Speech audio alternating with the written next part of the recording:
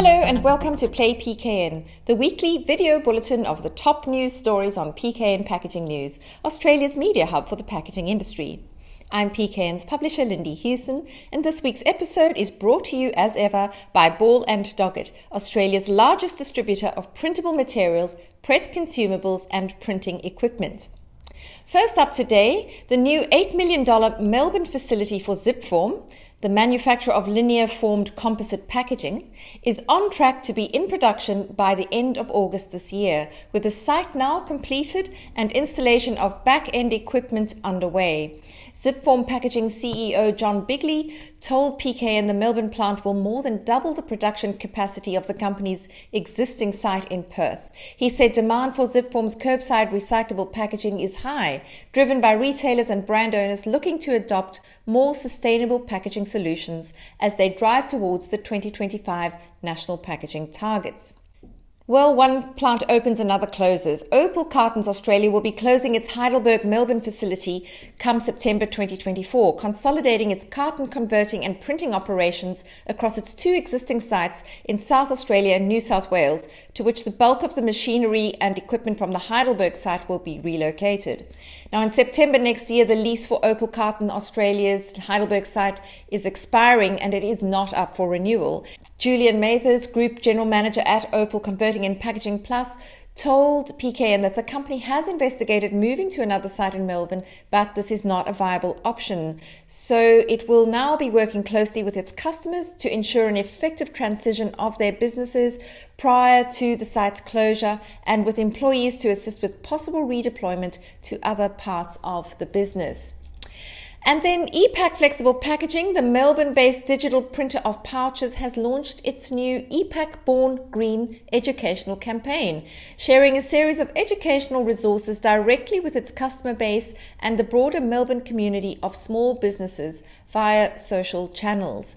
Specifically, ePac says it has aimed to break down complex topics like the latest developments in sustainable packaging and changes in regulation in Australia into a series of easy-to-follow instructional and educational videos.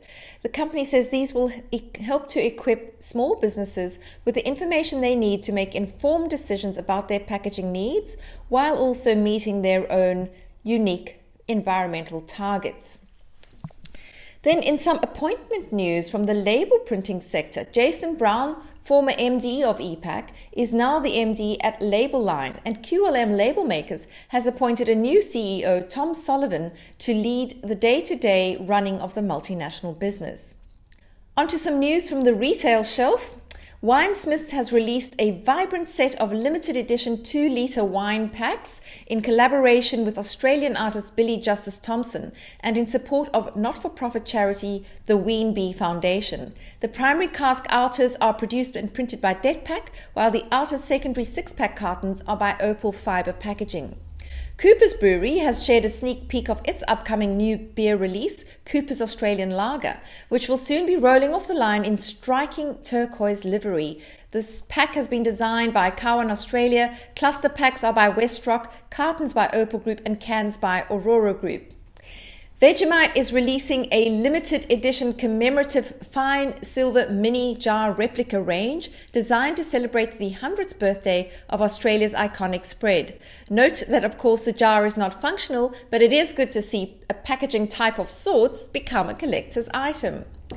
Then Arkadia's range of chai latte packaging has a new look, with a design created in conjunction with Davidson Branding.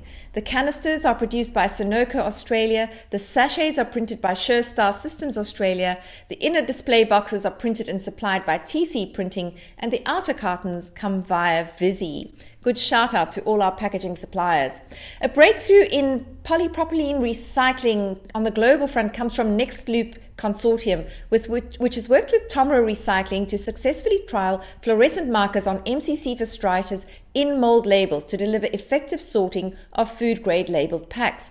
The trials, which resulted in 100% purity and 100% yield during the internal tests, propelled the multi-participant project a step closer to its goal to produce high-quality recycled food-grade polypropylene.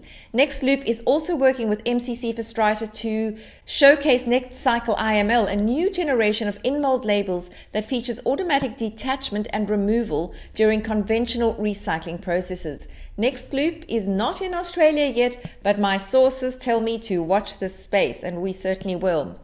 Then Sidel has launched its new Repeatable offer, a portfolio of services it says is designed to help the packaging industry make an efficient transition to rPET bottle production while offering support to improve the circularity of primary packaging.